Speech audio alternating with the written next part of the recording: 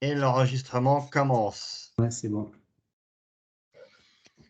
Alors bonjour à toutes et à tous. Donc nous sommes 1347 pour ce deuxième séminaire School Entries. Donc merci pour votre fidélité.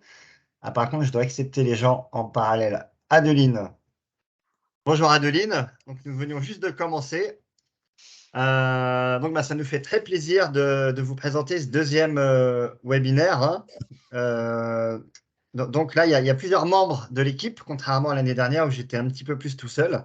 Donc alors, on va vous présenter un petit peu le bilan de là où on en est aujourd'hui avec School Entries, tout ce qu'on a fait et surtout tout ce qu'on pense et on souhaite faire dans l'avenir pour ce beau projet.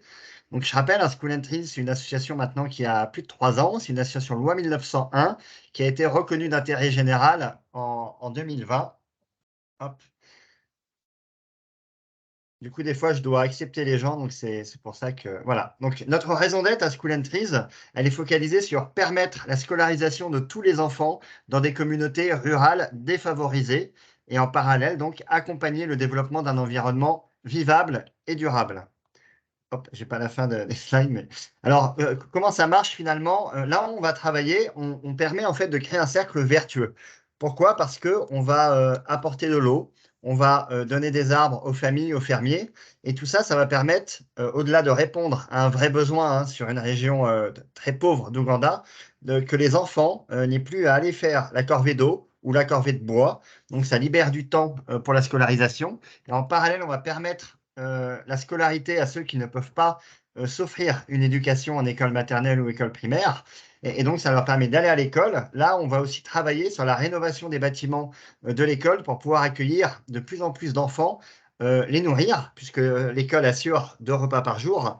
Et, euh, et donc, voilà, assurer comme ça, avec des gens éduqués, plus éduqués, qui vont prendre soin de leur environnement. Derrière, c'est une boucle vertueuse qui va s'auto-entretenir dans l'avenir.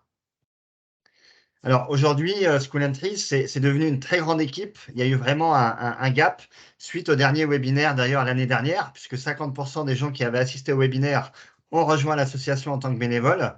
Et donc, je ne veux pas présenter tout le monde, mais c'est juste pour montrer que toutes ces personnes, elles participent. Hop, Guillaume Mazard, je pense.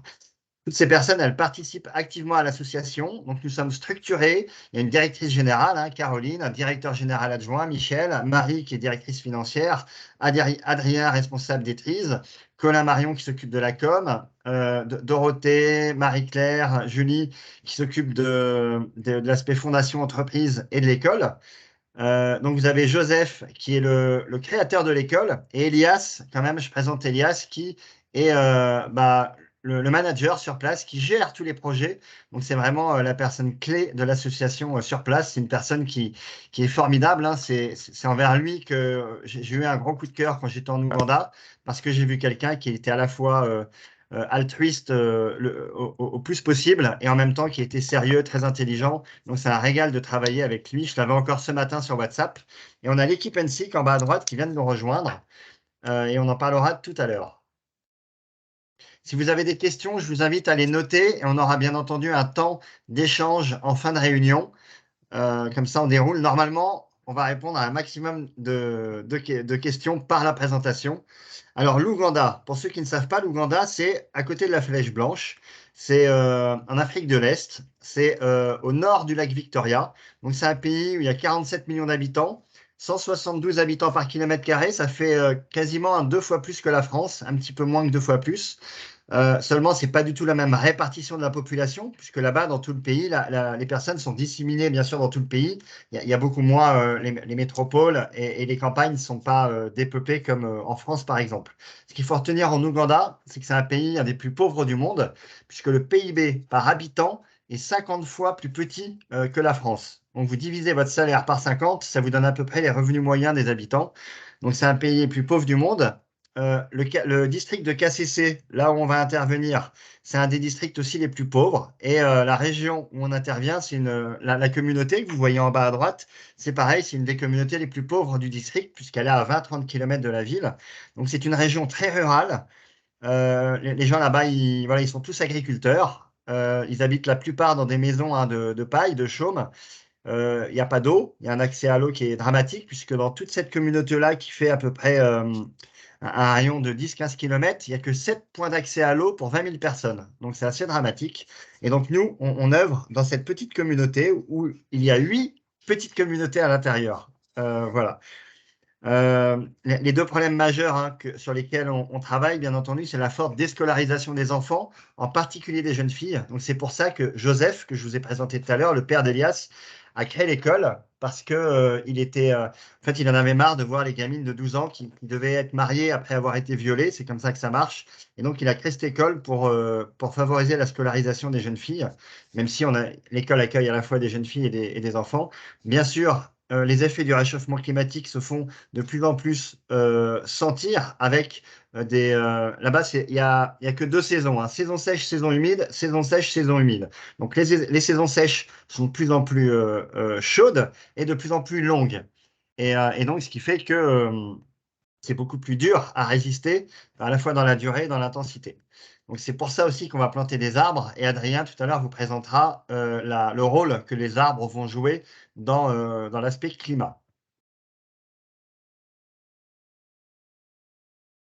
Alors, un bilan assez magnifique, en toute humilité, depuis 2019, parce qu'en 3 ans, on a vraiment accompli des choses qui sont assez formidables. Donc, on a planté plus de 200 000 arbres dans la communauté que je vous ai présentée tout à l'heure. Là, actuellement, on a un programme de parrainage qu'on a vraiment mis en service en début de cette année, puisque l'école avait quasiment été fermée pendant 2 ans avec la crise Covid.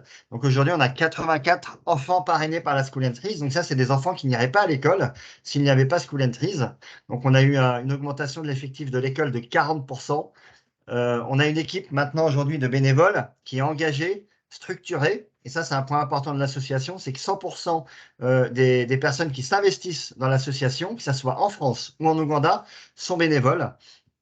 On a, voilà, fin d'année dernière, oui, on avait fini le projet, fin d'année dernière, on a foré un puits d'eau potable qui, avec un pipe, permet d'alimenter l'école en eau potable, mais pas que l'école, puisqu'il y a plusieurs maisons aussi autour de l'école. Et donc, cette pompe fonctionne à l'énergie solaire, ce qui fait que maintenant, il n'y a pas de frais d'exploitation. Donc, les gens ont accès à l'eau gratuitement. On en a profité quand on a installé les panneaux solaires pour électrifier aussi l'école. Il faut savoir, l'année dernière, avant les panneaux solaires, il n'y avait que 2 petites ampoules dans toute l'école. Autant dire qu'elle ne marchait pas non plus aussi souvent, puisqu'il y avait un petit panneau solaire de 10 cm². Donc aujourd'hui, la nuit, le soir, parce que les nuits peuvent tomber tôt aussi, l'école est éclairée. Donc ça va dans le sens de la sécurité des enfants et également de leur meilleure scolarisation, puisque c'est-à-dire que le soir, ils peuvent être capables de lire, puisque l'école accueille aussi une soixantaine d'enfants qui habitent trop loin. Et donc, il y a un petit dortoir sur lequel on avait fait des travaux, puisqu'on va faire aussi beaucoup de travaux d'aménagement de l'école. Là où on pense que c'est prioritaire. Typiquement, voilà, on avait amélioré les dortoirs. Avant, c'était un sol en terre dans les dortoirs. Donc, on a mis un sol en dur. Pareil dans les salles de maternelle, où c'était un sol en terre. Voilà, on essaye d'apporter aussi plusieurs travaux d'aménagement quand on pense que c'est vraiment important. Et on avait soutenu pendant le Covid aussi, bien sûr, à l'école, avec de l'alimentation. Vous vous souvenez, c'était vraiment la crise pendant le Covid là-bas.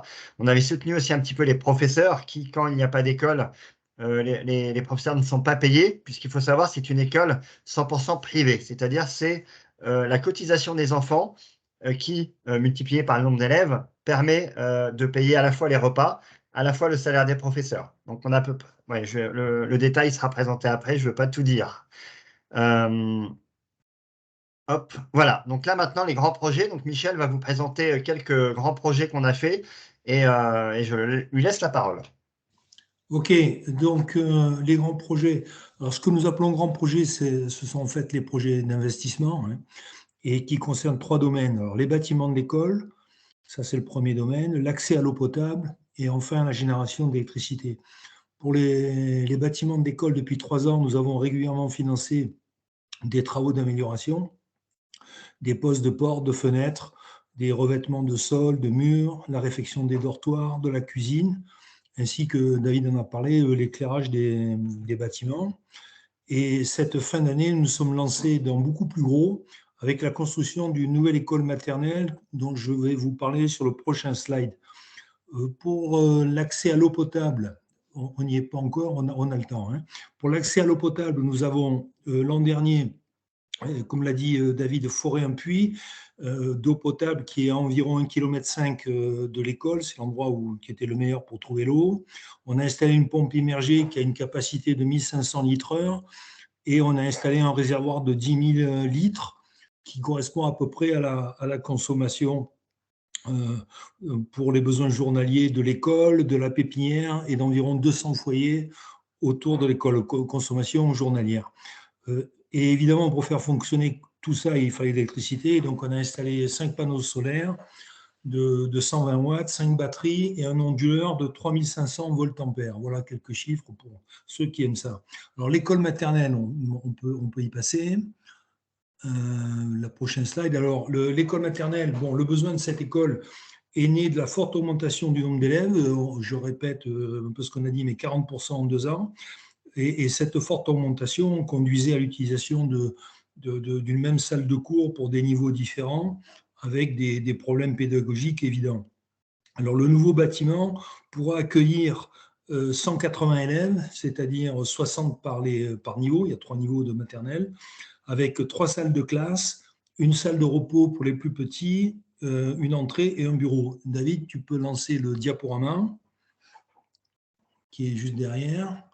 Donc, sur ce diaporama, vous pouvez revivre la construction du gros œuvre de cette nouvelle école.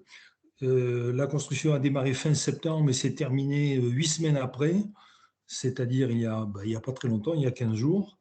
Le bâtiment fait environ 30 mètres sur 7 mètres 50 et le toit est prolongé sur toute une longueur du bâtiment pour former un préau abrité de 1,50 m de large qui est bien utile pour les jours de pluie qui sont très nombreux évidemment avec le système climatique de saison sèche et saison de pluie. La structure principale, les poteaux et la poutre de ceinture est en béton armé et les murs sont en briques et mortier à base d'argile latéritique. Les bois de la charpente sont en eucalyptus et la toiture en tôle acier. Donc c'est un bâtiment assez simple mais très solide. Ce bâtiment a coûté 11 000 € pour la partie gros œuvre et tout ceci a été financé pour un tiers par la trésorerie de l'ASSO, un tiers par une cagnotte Hello Asso que nous avons lancée il y a 3 mois, et le dernier tiers a été apporté par le Rotary Club de Lyon.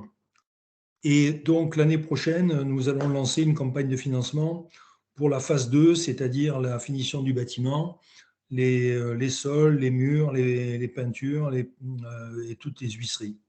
Voilà pour l'école maternelle.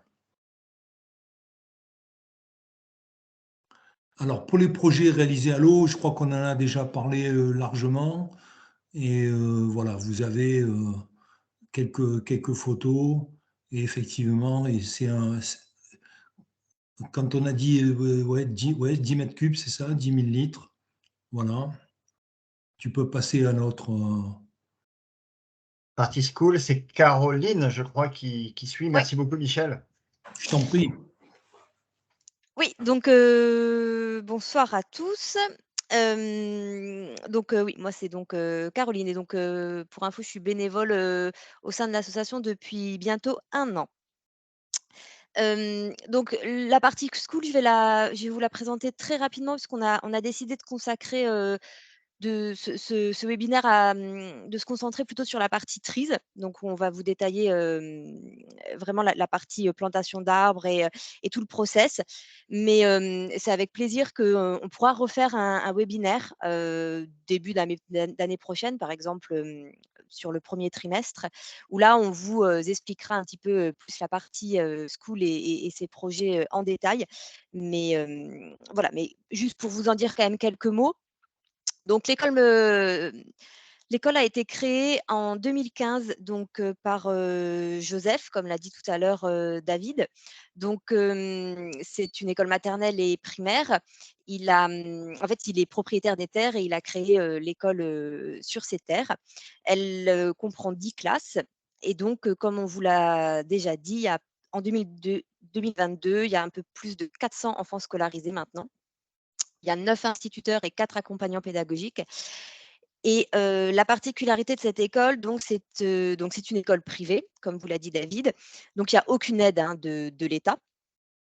Mais c'est aussi une école, vraiment familiale puisqu'en fait, donc elle a été fondée par Joseph et 3 de ses enfants, ils sont professeurs, ainsi que même les conjoints, des enfants. Donc c'est vraiment, voilà, il y a vraiment l'esprit de famille et de soutien qui est très fort. Voilà, et dont Elias qui est également, professeur là-bas. Donc au niveau en Ouganda, la scolarisation, c'est vraiment, l'accès à la scolarisation, c'est vraiment un gros sujet puisque bien sûr le taux d'analphabétisation est très élevé malheureusement. Ça s'explique par plusieurs choses. Tout d'abord, l'école qui peut être éloignée de certaines communautés. Un problème de budget, des parents puisque malheureusement, donc comme vous l'a dit David, c'est une partie, très, très pauvre et là, en plus, comme c'est une école privée, forcément ça a un coût. Alors bien que ce ne soit pas du tout les mêmes coûts que les écoles privées, qu'on peut avoir dans les pays, occidentaux, mais voilà, ça reste un coût très élevé pour les parents. Des parents qui sont, essentiellement, du milieu agricole, donc qui n'ont peut-être pas eux, accès à l'école et donc qui n'ont pas l'importance, qui ne saisissent pas en fait l'importance de l'éducation.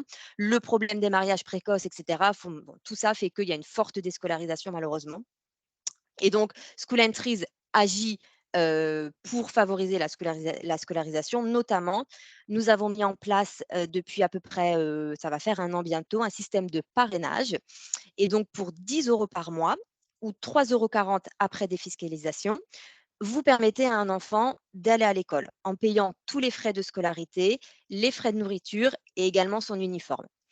Et donc il faut savoir que c'est très simple, à mettre enfin, quand vous choisissez de parrainer un enfant, ensuite c'est un prélèvement mensuel que vous pouvez arrêter à tout moment. Il n'y a pas d'engagement de durée, voilà. Donc concernant, le budget annuel de l'école, il est à peu près de 12 000 € et donc vous voyez sur le graphique là, il est très parlant puisqu'on voit bien alors je ne sais pas si vous avez la barre également là, moi j'ai la barre malheureusement, je pense que c'est ta barre David de navigation, non? Oh non, c'est la mienne, pardon.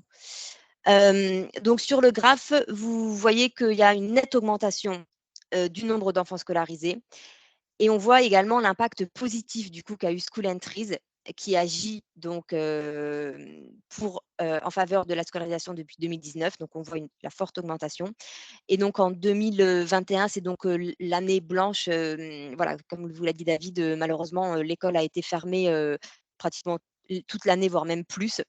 Donc là, il y a malheureusement pas de chiffres, mais voilà et donc en bleu, vous avez la courbe du nombre d'enfants parrainés et donc on voit qu'elle est aussi en nette, augmentation. Voilà, donc je m'arrête là sur la partie école, mais bien sûr, n'hésitez pas si vous avez des questions, voilà, on pourra, avec plaisir y répondre, à la fin du webinaire. Et je laisse la parole à Adrien. Eh bien, bonjour, bonsoir à tous. Donc, moi, c'est Adrien. Pour me présenter succinctement, donc, moi, j'ai 37 ans. J'ai rejoint l'association cet été, et avec dans l'objectif de me rendre sur place en Ouganda l'année prochaine, notamment dans le cadre d'un congé sabbatique qui débutera aussi l'année prochaine. Donc, par rapport à l'activité arbre de l'association, les objectifs de l'association, c'est d'avoir un cap ambitieux de planter 1 million d'arbres d'ici à 2025. C'est d'impliquer également toutes les communautés qui entourent l'école Sainte-Marie via des subventions à des associations locales qui vont gérer les pépinières dans lesquelles vont grandir les graines jusqu'à leur don aux agriculteurs. Donc, pour vous donner une idée, on intervient dans un périmètre qui est compris dans un rayon de 15 km autour de l'école de Sainte-Marie. Et l'idée, donc, c'est de distribuer des plants d'arbres gratuitement aux agriculteurs pour qu'ils puissent les planter dans leurs champs. Ces agriculteurs sont audités annuellement pour voir par rapport au nombre de plants qu'on leur a donné, combien survivent, etc. Et l'idée qu'a l'association, c'est d'avoir une gestion durable des forêts, puisqu'on s'engage à replanter un arbre dès qu'un est coupé. Donc, si l'activité TRIZ vous intéresse, vous avez la possibilité de faire des dons pour les futures campagnes de plantation. On a notamment démarré la saison 5 début décembre pour des arbres qui vont être plantés en début, enfin pour des graines qui vont pousser en début d'année prochaine. Suivant le montant de votre don, vous pouvez même avoir votre propre pépinière. Ouais. Alors, la question qu'on peut se poser, c'est de savoir pourquoi on plante des arbres. Alors, premièrement, vraiment, ce qui est très important, c'est d'abord la lutte contre la déforestation. Selon les chiffres de 2016-2017, 90% des ménages ougandais utilisaient le bois comme moyen d'énergie primaire, notamment pour la cuisson des aliments. Et si on ajoute à ce phénomène-là le fait que l'Ouganda a connu une croissance démographique extrêmement rapide sur les 10 dernières années, la population a augmenté de 30%, en passant de 35 à plus de 47 millions. On se rend compte qu'en fait, il y a une très forte tension sur les forêts primaires, dont la population d'arbres diminue fortement. Planter des arbres, ça permet également de lutter contre la sécheresse et l'érosion des sols. David vous en a parlé en tout début de ce webinaire, c'est que les saisons sèches les effets du réchauffement climatique sont déjà visibles en Ouganda dans la mesure où les saisons sèches sont de plus en plus longues et de plus en plus intenses.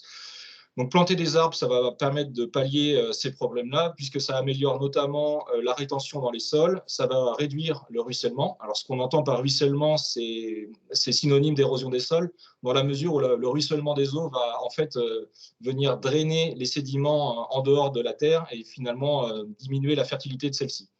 L'arbre, par son système racinaire, va également permettre de filtrer la pollution, notamment celle de l'eau, avant que celle-ci atteigne les nappes phréatiques. Un des aspects aussi de la plantation, bénéfique de la plantation d'arbres, c'est que ça permet de libérer du temps aux enfants. Comme je vous ai dit tout à l'heure, les forêts primaires sont de plus en plus soumises à une forte tension, ce qui fait que les arbres sont de plus en plus éloignés des zones d'habitation et on envoie les enfants réaliser cette corvée de bois pour pouvoir avoir des moyens de cuisiner. Donc le fait de planter des arbres au plus proche des habitations permet, alors, dans la mesure du possible, de libérer du temps aux enfants et ce temps libéré leur permet d'être scolarisés ensuite. Planter des arbres, ça permet d'augmenter également le rendement des parcelles des agriculteurs qui plantent dans le district de KCC du maïs et des haricots. Donc, ce sont des techniques d'agroforesterie, de mélanger à la fois les plantations vivrières et avec des plantations d'arbres. Donc, ça, c'est un des axes d'accès, un des axes de réflexion qu'on va essayer de développer pour les prochaines années à la School and Trees, c'est de se mettre en relation avec des ONG qui sont spécialisées dans l'agroforesterie pour justement encore aider les agriculteurs à améliorer leur rendement de leurs parcelles. L'arbre, c'est un socle de la biodiversité dans la mesure où c'est à la fois un micro-habitat pour différentes espèces, que ce soit des insectes, des animaux ou des végétaux, et c'est également une source d'alimentation. Il y a entre guillemets à boire et à manger dans un arbre, que ce soit au niveau des feuilles, des fruits, des fleurs, du bois, de la sève, etc. Ouais. Alors, par rapport à ce que je disais tout à l'heure sur le réchauffement climatique, si on s'intéresse au graphique qui est en haut à gauche du diaporama, ça vous présente les anomalies de température en Afrique sur les 100 dernières années. Donc, ce n'est pas dédié à l'Ouganda, mais bon, ça donne une idée d'un peu de ce qui se passe là-bas. Et on voit que sur les 40 dernières années, l'augmentation de température a été telle que la température, il y a des anomalies de température comprises entre 0,5 et 1,5 degrés au-dessus des normales saisonnières. Donc l'arbre, en fait, il va être intéressant par rapport à ça, puisqu'il permet de stocker le CO2. Il le stocke aussi bien dans sa biomasse, c'est-à-dire dans ses racines et dans son bois, que dans le sol sur lequel il pousse. Alors, si on s'intéresse cette fois-ci au graphique qui est en bas à gauche du diaporama, on se rend compte que dans un écosystème forestier, il y a environ 50% du dioxyde de carbone qui va être stocké dans la biomasse vivante et 50% du dioxyde de carbone qui va être stocké dans la matière organique du sol. Alors, une fourchette qu'on a récupérée une fourchette de stockage de CO2 par an et par arbre. Donc, un arbre est capable de stocker entre 10 et 40 kg de dioxyde de carbone par an et par arbre. Et donc, par rapport à l'objectif de l'association de planter 1 million d'arbres d'ici à 2025, ça permettrait de stocker 10 000 tonnes de CO2 par an.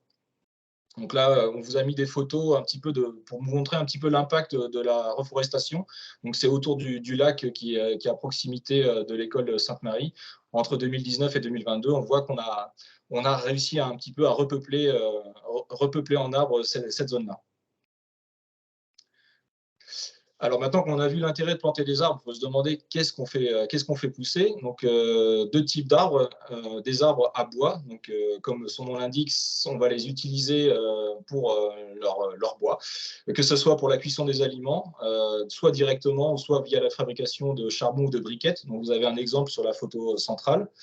Ou pour la construction, donc on utilise de l'eucalyptus pour la construction, comme le disait Michel tout à l'heure, mais on utilise aussi du gluveria, qui est un bois dense, donc intéressant par rapport à ses propriétés mécaniques. Également, arbre à bois, il y a l'acacia.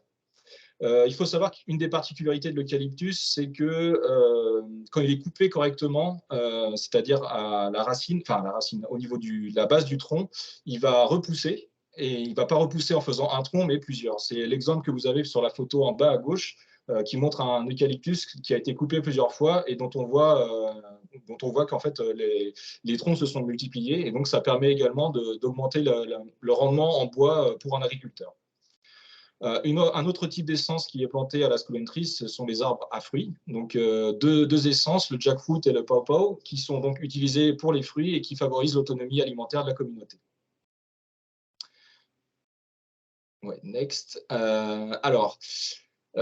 Pépinière et plantation. Bon, il faut savoir qu'en fait, quand on dit on va planter un arbre, la graine n'est pas directement plantée dans le champ de l'agriculteur parce qu'il y aurait des taux de perte qui seraient beaucoup trop importants autrement. Donc en fait, on a créé des pépinières dont le but, c'est de faire arriver les plants à maturité avant leur don aux agriculteurs. Donc sur les 3 photos qui sont en dessous, vous avez un peu une idée de l'évolution d'une graine depuis son conditionnement en sachet de 1 kg, sa mise en pot dans la photo centrale, et puis la distribution qui est assurée par le camion sur la droite. Donc il faut savoir que les travailleurs qui s'occupent des pépinières sont rémunérés. Parce que c'est des activités qui prennent énormément de temps et qui sont toutes manuelles, notamment la mise en pot. Alors l'impact de l'association par rapport à la capacité de production, en octobre 2019, il y avait une seule pépinière d'une capacité de 5000 plants, et on est passé en octobre 2022 à 4 pépinières d'une capacité de 80 000. Et pour la prochaine saison, on est dont l'objectif est de planter 100 000 arbres. L'idée, c'est on étudie différentes solutions, soit d'augmenter la capacité d'une des pépinières, soit d'en créer une nouvelle.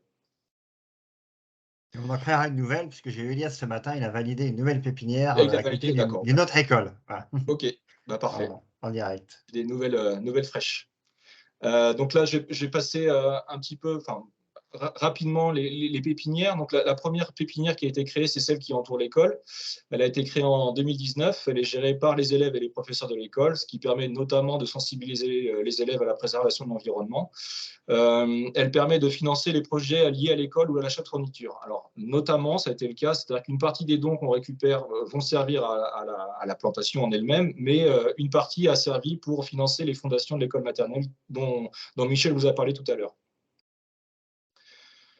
Donc, la deuxième pépinière en termes de taille, c'est celle du Kinyateke Catering Group, qui a été créée un peu plus tard, en décembre 2020. C'est une pépinière qui est gérée par une association qui assure un service de restauration aux traiteurs. Elle a également une capacité de 30 000 plants, et sur l'année passée, elle a eu un petit problème par rapport à la saison sèche qui a été un peu compliquée à gérer, donc elle a produit qu'à hauteur de moitié. L'argent qui est récolté sert aussi bien à rémunérer les travailleurs qu'à financer de l'achat de matériel de cuisine pour assurer qu'ils puissent continuer à assurer leur service de restauration.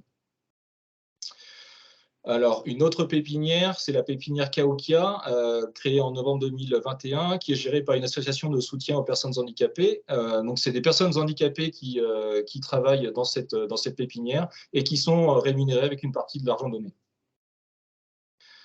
Et enfin, la dernière pépinière, qui est celle du club de foot de Sainte-Marie. Donc, comme son nom l'indique, elle est gérée par le club de football, et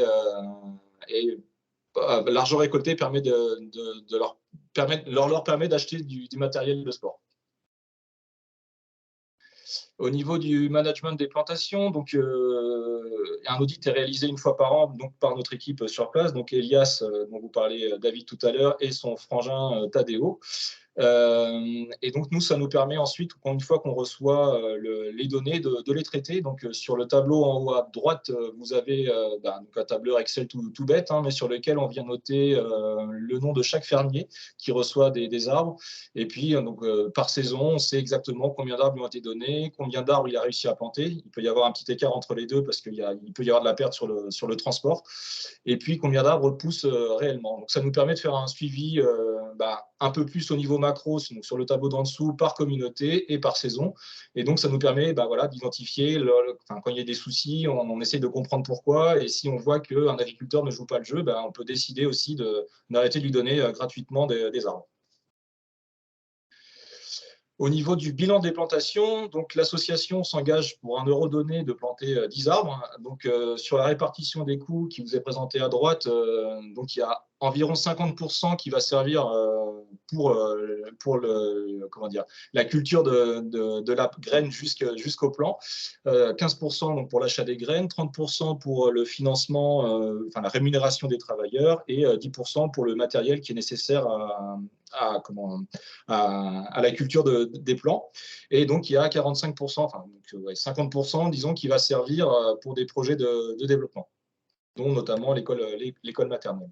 Sur le graphique à gauche, vous avez donc, par rapport à l'objectif de 10 arbres par euro récolté, la courbe en vert qui représente un petit peu notre objectif qu'on a à la School and Trees. Et puis, sur les barres en bleu, vous avez ce qui a été réellement planté.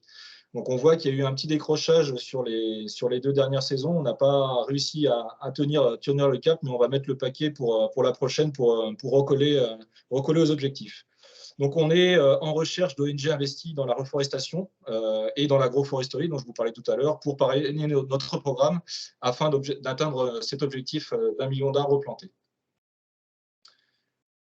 Et je pense que c'est à toi, David, de reprendre la main. Moi qui reprends, donc merci Adrien, et puis merci Michel, Caroline, Adrien pour ces présentations, et à tous les membres de l'équipe. Pour la saison 5, puisqu'on est sur les trees, parce que j'ai eu Elias ce matin, donc on a validé effectivement donc, les 4 pépinières existantes. Celle de l'école va faire 30 000 arbres, celle du Kinyatake va faire 35 000 arbres.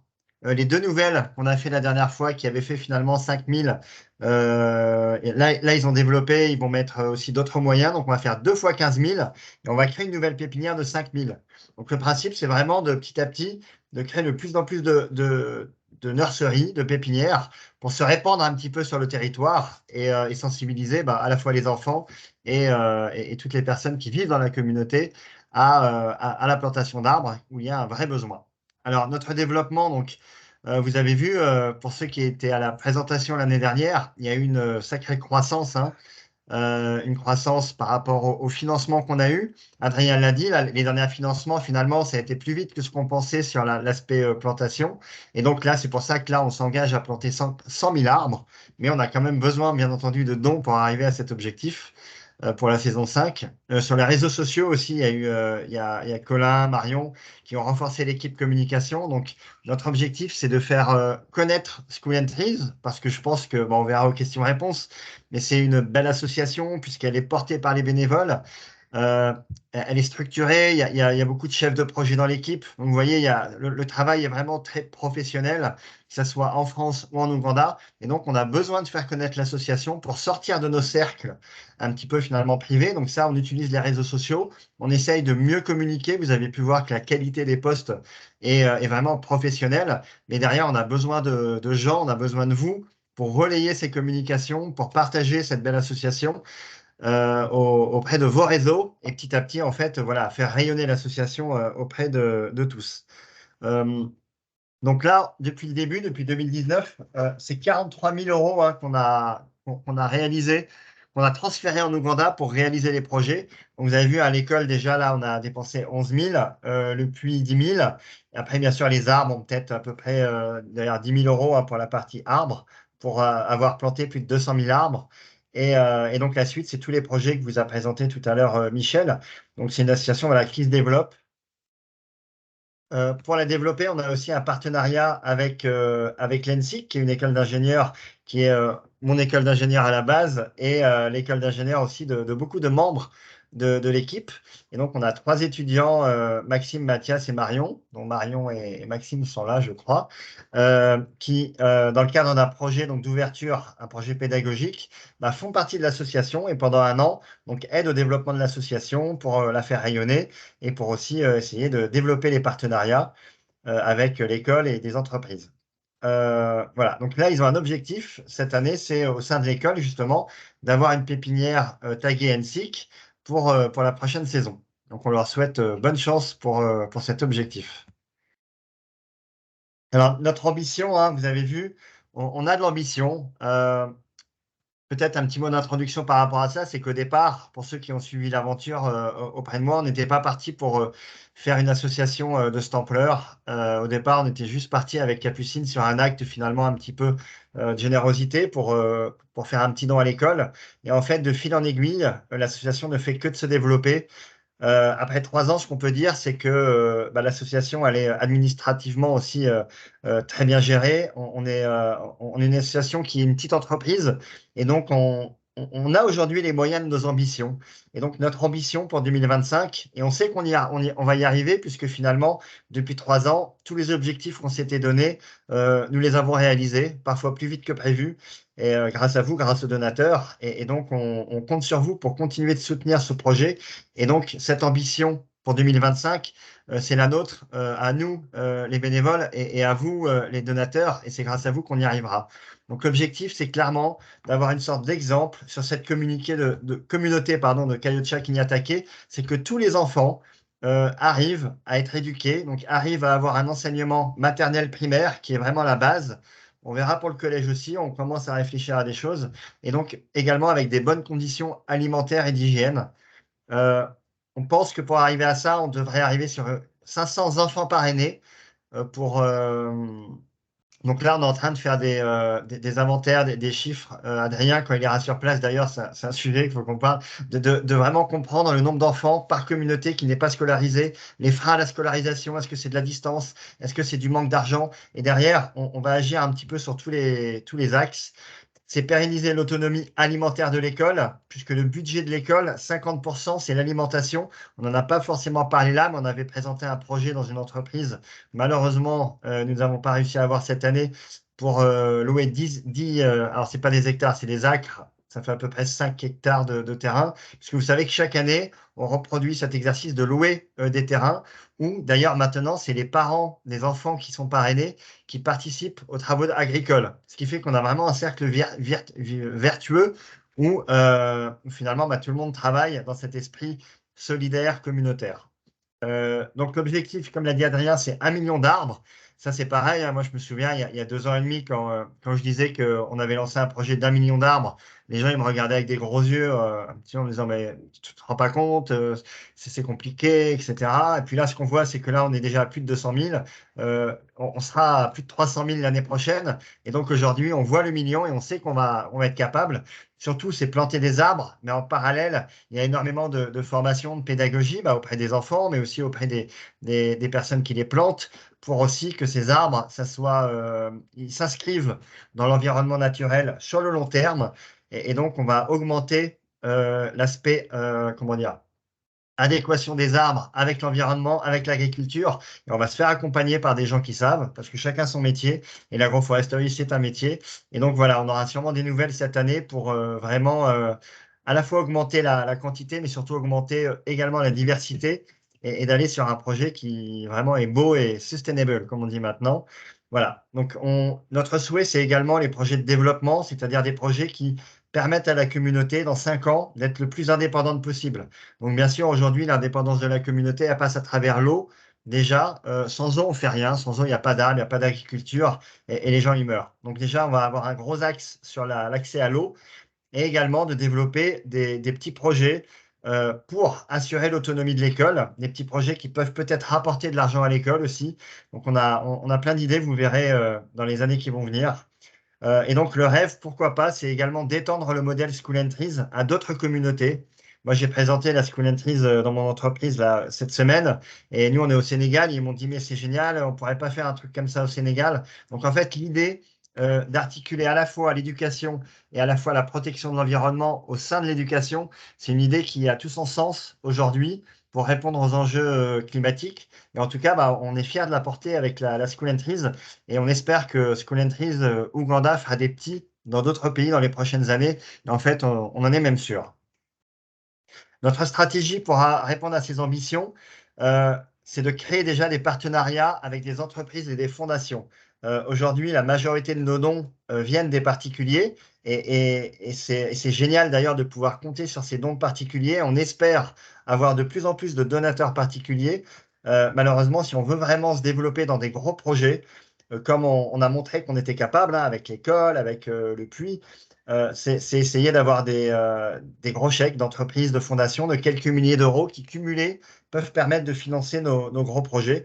Donc pour ça, c'est beaucoup de travail aussi. Donc on est toujours à la recherche de bénévoles pour s'impliquer dans l'association parce que bah, ça prend du temps de faire des dossiers, de les mettre en forme, derrière de les concevoir avec l'Ouganda. Donc voilà. Et donc on cherche aussi des salariés d'entreprise qui seraient intéressés pour porter finalement les valeurs et les projets de School Entries au sein de leur entreprise.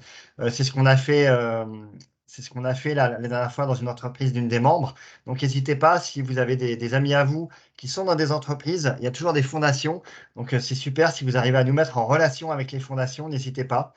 Euh, donc, augmenter notre présence sur les réseaux sociaux, on en a parlé. Bien sûr, l'objectif, c'est aussi d'être sur place le plus souvent possible. Donc, moi, j'étais en juillet 2019, j'y suis retourné en décembre 2021. L'année prochaine, donc Adrien ira. Il y a peut-être aussi d'autres personnes de l'association qui vont y aller. On voudra envoyer aussi des jeunes en mission bénévole, en volontariat international là-bas. Plus on aura des gens sur place, pareil, plus ça permet de faire avancer nos projets plus vite et de faire connaître l'association dans d'autres environnements. On est aussi en relation avec d'autres associations pour créer des partenariats avec des associations qui font un petit peu la même chose que nous dans l'éducation dans les arbres, pour voir comment on peut travailler ensemble. Aujourd'hui, on n'est plus dans la compétition. Aujourd'hui, il faut que tout le monde coopère, tous les écosystèmes puissent coopérer pour avancer ensemble sur ces défis climatiques, sur cette amélioration de l'environnement, comme on fait là-bas avec la School Entries. Attirer des bénévoles souhaitant s'investir.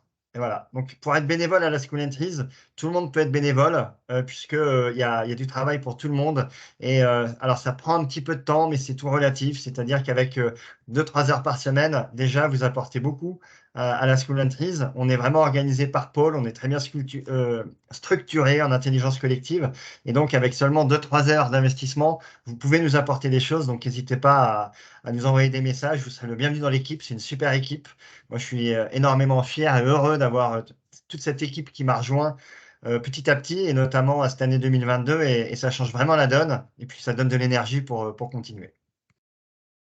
Voilà. Donc là, il y a les coordonnées. N'hésitez pas à nous contacter. On vous enverra de toute façon le replay. On vous enverra aussi le PDF de la présentation. On a aussi une vidéo qu'on va vous communiquer pendant 10 minutes où, quand j'étais en Ouganda en décembre 2021, j'explique un petit peu ce qu'a expliqué Adrien, mais en image et en vidéo. On vous l'enverra. Ça montre vraiment le côté concret et surtout le côté, voilà, on voit très bien que ce projet fonctionne en image. Donc, merci à tous pour votre écoute. Donc, maintenant, on a un petit moment de questions-réponses. Et j'en profite aussi, c'est Noël bientôt. Donc, au lieu d'offrir des cadeaux matériels, n'hésitez pas, comme on me dit dans notre dernière vidéo, à donner du sens à votre argent. Et vous pouvez offrir des arbres à vos proches. Et vous recevrez par email cette jolie carte à mettre au pied du sapin pour les enfants, vos petits-enfants et les cousins. Et voilà, tout le monde offrait des arbres pour Noël. Merci à tous. Hop. Voilà, donc si vous avez des questions, n'hésitez pas. Toutes les questions sont bonnes. Oui, ben Oui, moi, David. j'aurais deux questions. Merci à tous pour vos présentations très intéressante. J'ai une question à propos de chiffres qu'a donné Adrien sur la quantité de CO2 captée par un arbre entre 10 et 30 kilos. J'imagine que c'est un arbre adulte. Et question, c'est sous le climat de l'Ouganda, combien de temps mettent les petites pousses pour devenir adultes, quoi, pour avoir, en gros, c'est 10 à 30 kilos de CO2 capté, 10 à 40, pardon.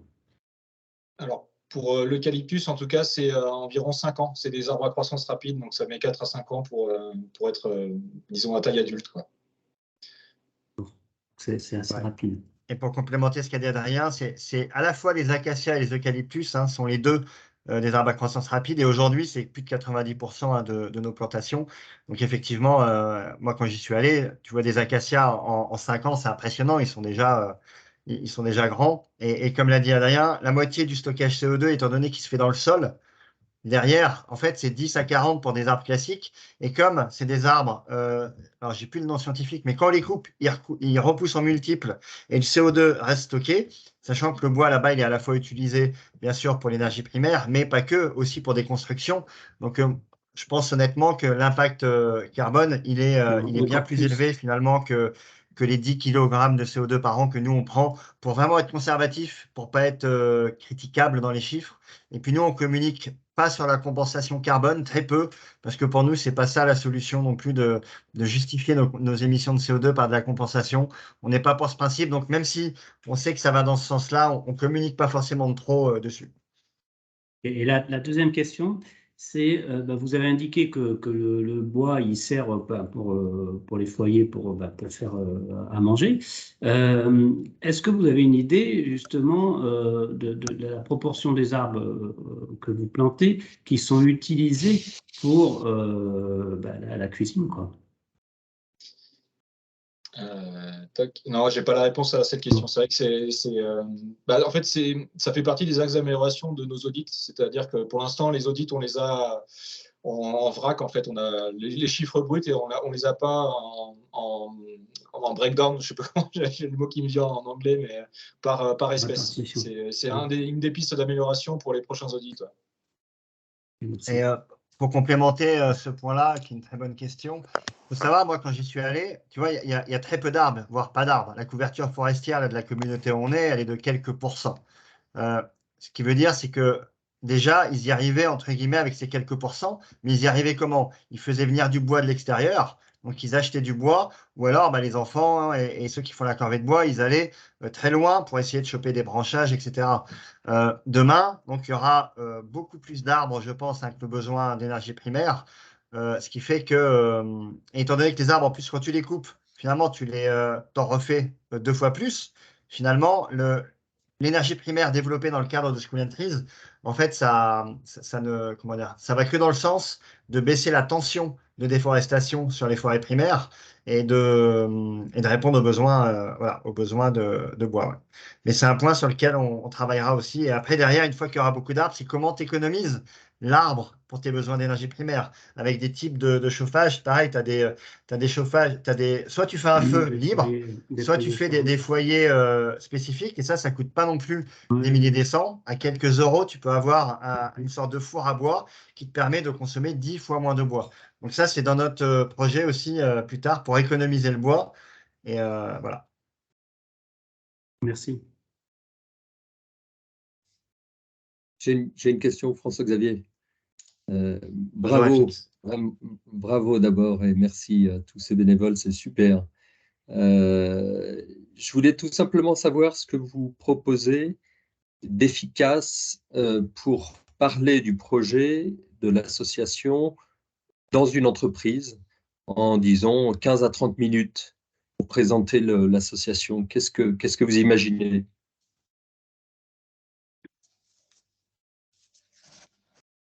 Bonne question. Déjà, tu auras l'enregistrement de ce webinaire qui doit faire 40 minutes.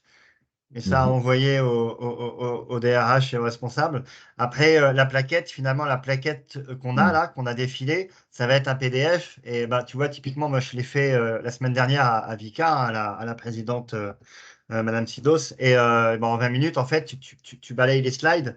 Et ça permet, je pense, déjà de voir un petit peu l'ampleur des domaines d'action de l'association et ça se pitch facilement en 20 minutes à fixe. Et je serais ravi de te former au pitch de l'association en 20 minutes. C'est ça.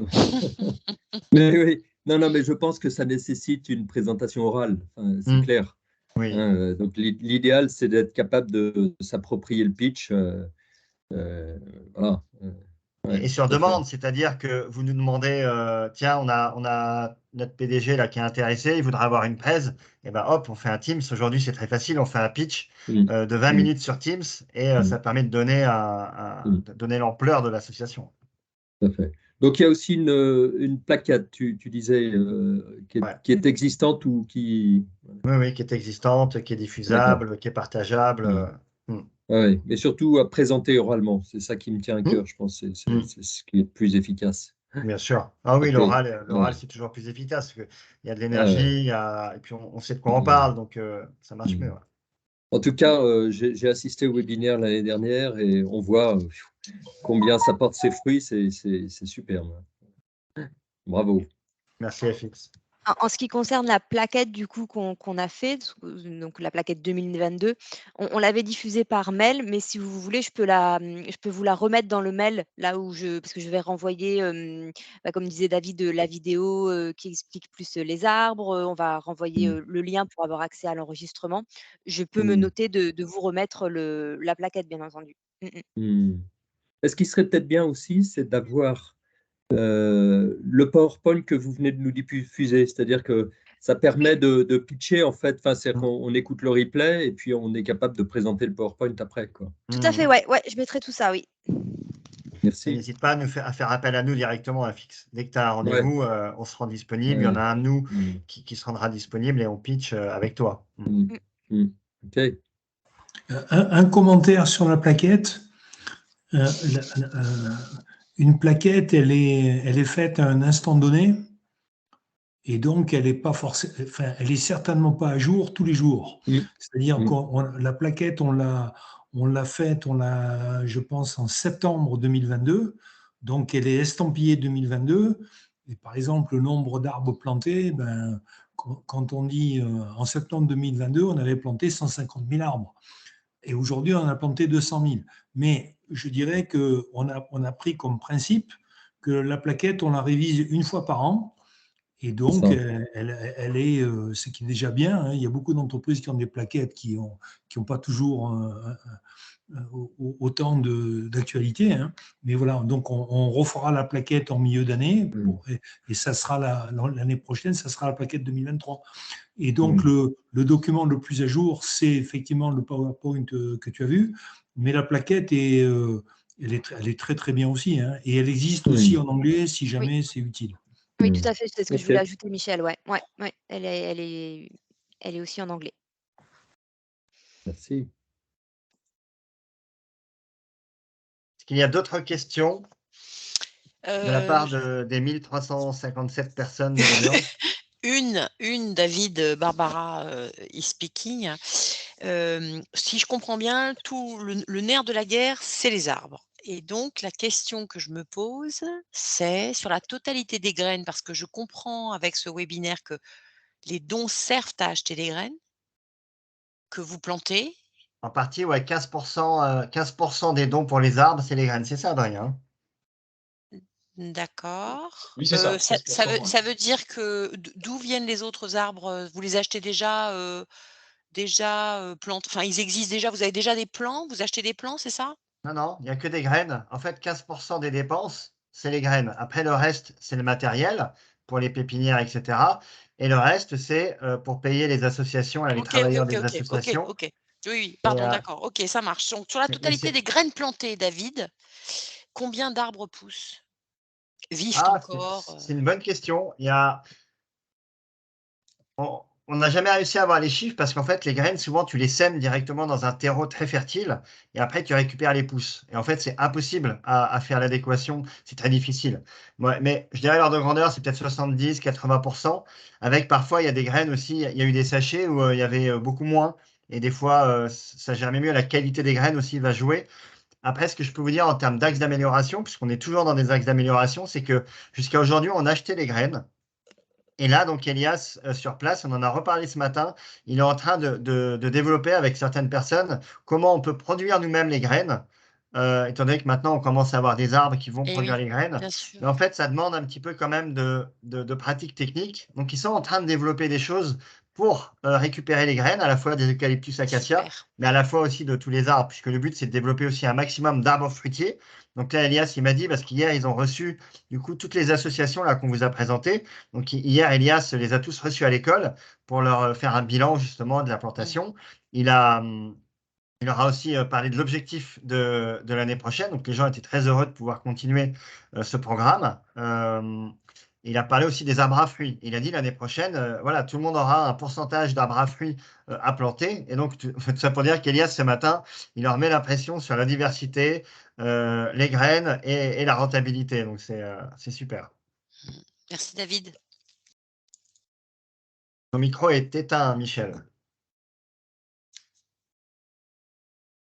Je remets mon micro. Je vais me permettre de répondre à la question que j'ai entendue de Barbara, mais qu'elle n'a pas posée forcément. Enfin, je vais vous dire ce que j'ai compris de sa question. C'est que, un petit rappel technique, les graines, on les sème, d'abord on fait un semis, il y a des petites pousses qui sortent, et chaque pousse est prise ensuite de manière individuelle et mise dans un pot. Et ce pot-là, et ce sont ces pots qui ensuite grandissent, on appelle ça les plants. Voilà, donc la question de savoir combien de graines deviennent des plants, franchement, on n'en sait rien, mais on sème les graines au mètre carré, quoi. Voilà, on sème des graines. Par contre, le nombre de plants, on les connaît, on les distribue, et combien de ces plants deviennent des arbres, donc on a quelques difficultés à le savoir, mais on fait des audits, mais on pense que c'est à peu près 85 à 90% des plants qui deviennent des arbres. Alors j'espère que j'ai répondu à la question que tu n'as pas posée. En tout cas, moi, je me posais la question. Merci. Ça vient en complément, c'est parfait. Merci Michel.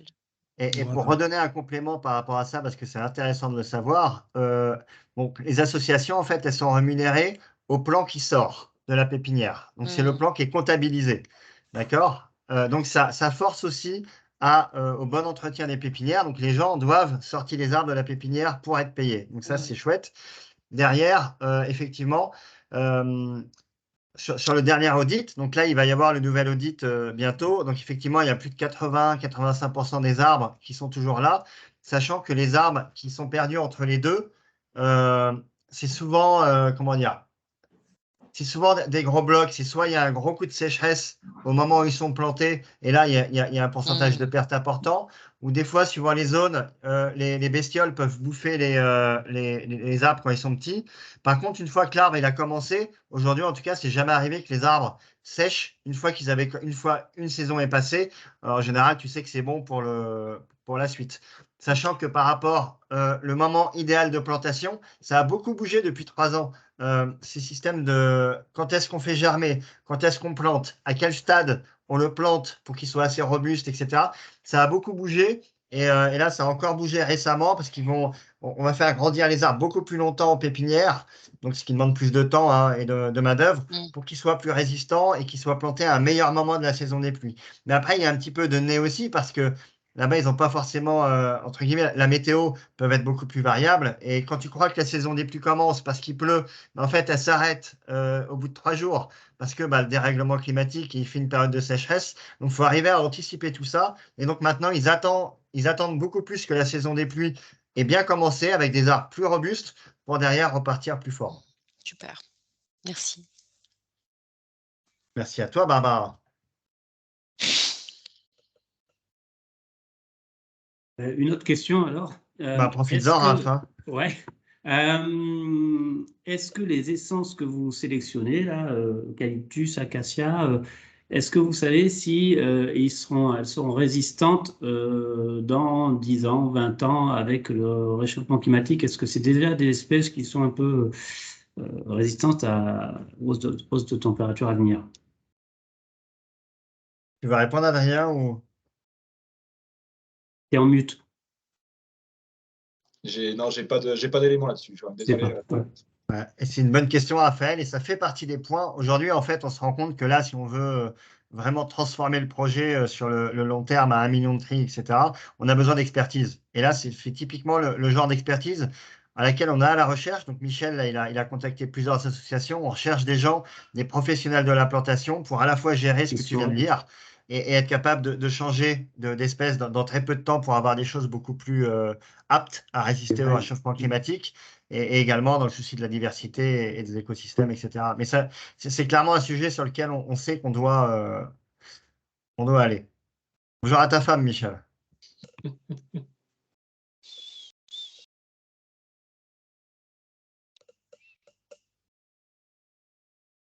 Donc, il est 18h40. On avait dit jusqu'à 18h30, c'est pas mal. Mais on a du temps s'il y a encore des questions, donc n'hésitez pas. Adeline, je ne sais pas si Adeline, il doit être tard chez toi ou tôt, je ne sais pas. Oui, bonjour David. Non, c'est tôt là, j'allais me mettre à table bientôt. J'allais devoir malheureusement vous quitter. C'est 12h36. Alors les enfants commencent à hurler famine. Merci de ta présence en tout cas et de ton soutien. Merci beaucoup. Bravo à vous. Hein. C'est superbe ce que vous faites. C'est très intéressant. Je suis ravie de voir les progrès. C'est super. Franchement, félicitations et en espérant que ça prospère davantage. Et bonne chance. On vous soutient, même si bon, je suis un peu loin. Non, mais tu nous soutiens très bien depuis très longtemps. Une des premières donatrices, Adeline. Donc, merci de ta fidélité. Avec grand plaisir. Non, j'ai pas de questions. Non. Merci. Alors, dernière question. 3, 2, 1, adjugé. Bon, je vous propose de clore alors ce webinaire. Merci à tous en tout cas pour votre participation. Merci à tous les membres qui se sont encore une fois investis dans la préparation de ce webinaire, dans cette présentation. Même ceux qui n'étaient pas là, je pense à Dorothée qui a beaucoup travaillé sur la présentation et qui ne pouvait pas être là ce soir. Donc c'est super et j'ai envie de dire longue vie à School and Trees et on compte sur vous en tout cas pour parler de l'association et éventuellement nous rejoindre aussi en tant que bénévole. On ne manque pas de travail et c'est hyper sympa. Vous voyez la qualité de l'équipe qu'on a. Donc, n'hésitez pas à rejoindre l'équipe. On a besoin de bras de matière grise. Et je vous dis à très bientôt à tous. Merci beaucoup. Merci. Bonne soirée. Merci. Au revoir. Au revoir. Merci.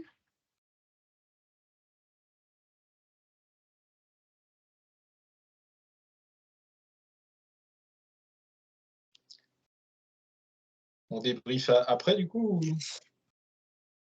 Je crois que ça enregistre toujours. C'est ça enregistre toujours. J'espère qu'il saura couper la fin. Oui, c'est clair. Parce qu'il est parti là. Il est parti, David. Il est parti. Attendez, je lui dis. Bravo à tous. Oui, d'accord, mais en plus, du coup, normalement, on devrait pouvoir arrêter la fin de l'enregistrement sans problème. Mais... Moi, j'ai pas la main pour le faire. Non, moi non plus. Mais si tout le monde s'en va, j'imagine que ça va bien s'arrêter, ça va pas faire. Je sais pas, vous voulez. Mais alors, attends. Michel. Attends, j'arrive Michel, pas à écrire. Michel, Adrien et moi sommes encore en ligne. Moi, je m'en vais. Je vous dis bonne soirée. Hein.